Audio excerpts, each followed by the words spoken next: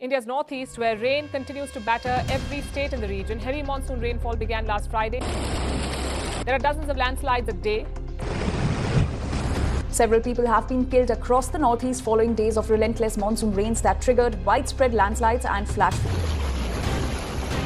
Extremely heavy rainfall continued to lash India's northeast region. Bharat में monsoon समय से पहले आ गया है। भारी बारिश, बाढ़ और भूस्खलन के कारण भारत में कई जगहों पर किसानों को और आम लोगों को भारी नुकसान सहना पड़ा है। नासिक के किसान संजय साठे का हाल सुनिए। उन्होंने प्याज की फसल तैयार करके खेत में रखी थी। उन्होंने सोचा था कि मंडी में बेच देंगे, लेकिन सरकारी एजेंसियों ने उसे समय पर खरीदा नहीं। IMD यानी इंडियन मेट्रोलॉजिकल डिपार्टमेंट के अनुसार पिछले 100 वर्षों में मई महीना सबसे गीला महीना दर्ज हुआ है। भारत में मानसून सामान्य स्थिति से 8 दिन पहले पहुंचा है, जो पिछले 16 वर्षों में अब तक का मानसून का सबसे जल्दी आगमन है। अब प्रश्न यह उठता है कि मध्य जून में आने वाला मानसून आखिर समय से पहले आया ही क्यों? का ये जो हाल चल रहा है ना, इसके पीछे एक बड़ा हाथ है क्लाइमेट चेंज का। नासा और NOAA की रिपोर्ट के मुताबिक 2023 अब तक का सबसे गर्म साल था। पिछले 15 सालों में मानसून की टाइमिंग और स्प्रेड में बड़ा बदलाव देखा गया है। कभी ज्यादा बारिश, कभी सूखा और कभी टाइम से पहले मानसून।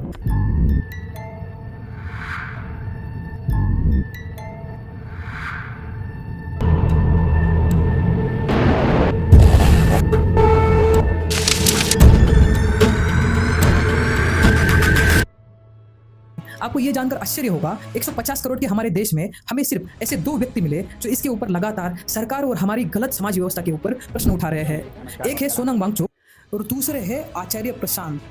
जैसे जी रहे हैं, आप जैसे चल रहे हैं, वो बहुत बहुत घातक है आपके लिए, आपके ही परिवार के लिए, जिनसे आप प्यार करते हैं उनके लिए भी, जिनको आप नहीं जानते हैं उनके लिए भी। ईरान में आज सुबह 6:30 बजे तक इजराइल पर 300 पुतिन ने एक तरीके से सीधे तौर पर प्रभावित आपको दिखाते हैं कि कैसे अपनी जान है एक किसान के बेटे ने खुशी की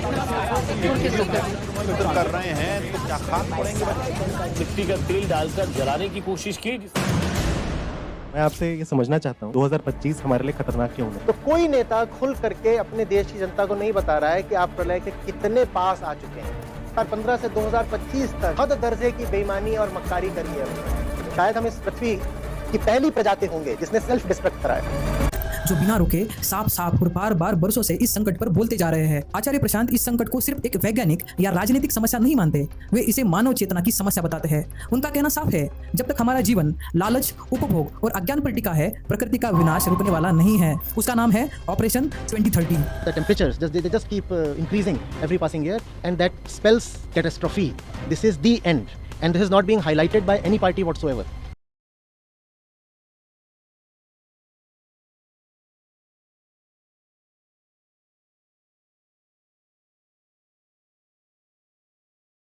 इसका उद्देश्य है कि आने वाले वर्षों में एक बड़े पैमाने पर जन जागरण हो, जिससे लोग पर्यावरण, उपभोग और जीवन की सादगी को लेकर जागरूक और जिम्मेदार बने। एक चेतना क्रांति है। जब सिस्टम चुप है, तब ऐसी आवाजें ही हमारी उम्मीद बनेगी। आचार्य प्रशांत की शिक्षाएं हमें न केवल तथ्यों से अवगत कराती है, बल्कि हमें भीतर से बदलने के लिए भी प्रेरित करती है।